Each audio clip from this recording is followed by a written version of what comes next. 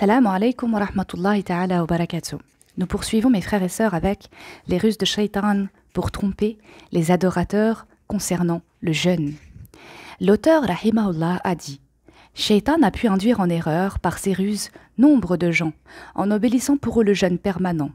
Ceci est en effet permis si l'on rompt le jeûne durant les journées où il est interdit de jeûner. Néanmoins, cela comporte deux méfaits. Le premier est la possibilité de causer au jeûneur un affaiblissement de ses forces, ce qui le rendra incapable de subvenir aux besoins de sa famille et de maintenir la chasteté de sa femme. On rapporte dans les deux sahih que le messager d'Allah sallallahu alayhi wa sallam a dit: certes, ta femme a un droit sur toi. Rapporté par Al-Bukhari 5199 et Muslim 1159. Le deuxième est la perte du mérite. Il est authentiquement rapporté que le messager d'Allah sallallahu alayhi wa sallam a dit à cet égard: le meilleur jeûne est celui de Daoud alayhi salam. Il jeûnait un jour sur deux. Rapporté par Al-Bukhari 1131 et Muslim 1159. Abdullah ibn Amr rapporte: je rencontrai le messager d'Allah sallallahu alayhi wa sallam et il me demanda: n'est-ce pas toi dont je fus informé que tu accomplis la prière nocturne et que tu dis que tu vas prier la nuit et jeûner le jour aussi longtemps que tu vivras? Je répondis: oui, ô messager d'Allah, j'ai bien dit cela. Il dit: effectue la prière nocturne, puis dors, jeûne, puis romps le jeûne, et jeûne 3 jours de chaque mois. Tu auras ainsi une rétribution équivalente au jeûne d'une année. Je répondis: ô messager d'Allah, je peux faire mieux que cela. Il dit: jeûne alors un jour et romps le jeûne 2 jours. Je répondis: je peux faire mieux que cela. Il dit: jeûne alors un jour sur 2, tel est le jeûne le plus juste, et tel était le jeûne effectué par Daoud alayhi salam. Je répondis: je peux faire mieux que cela. Le messager d'Allah sallallahu alayhi wa sallam dit alors: il n'y a pas mieux que cela. Rapporté par Al-Bukhari 1976 3418 et Muslim 1159.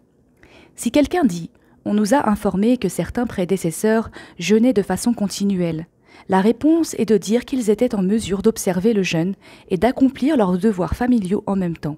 Il se peut même que la plupart d'entre eux n'aient pas de famille, ils n'avaient donc pas besoin de gagner leur vie. De plus, certains d'entre eux n'ont fait cela qu'à un âge avancé. Néanmoins, la parole du messager d'Allah sallallahu alayhi wa sallam disant: il n'y a pas mieux que cela, infirme cet argument.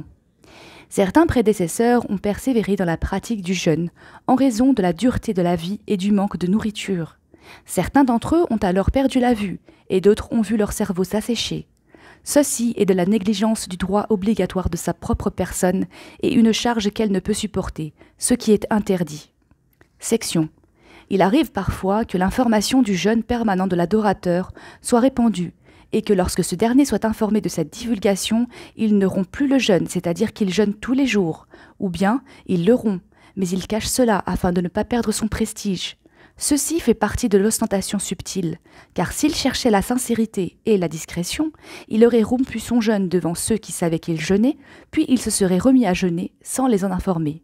Certains d'entre eux révèlent combien de temps ils ont jeûné en disant: cela fait maintenant 20 ans que je jeûne continuellement.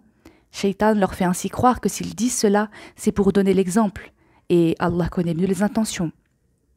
Sufyan al-Thawri a dit: il arrive parfois au serviteur d'accomplir discrètement des œuvres, mais le diable ne le lâche pas jusqu'à ce qu'il en parle.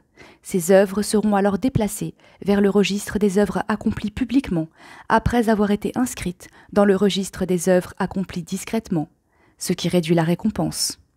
Il y a parmi les adorateurs qui accoutument de jeûner les lundis et les jeudis, et lorsqu'on l'invite pour un repas, il dit: aujourd'hui c'est jeudi.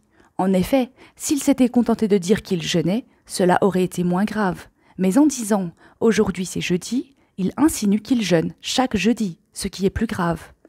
Certains d'entre eux regardent les gens avec mépris, étant donné qu'ils sont jeûneurs, alors que les autres ne le sont pas. D'autres observent régulièrement le jeûne, sans se soucier de ce qui peut le rompre. Ils ne se gardent pas de la médisance durant leur jeûne, ni des regards indiscrets, ni des paroles futiles.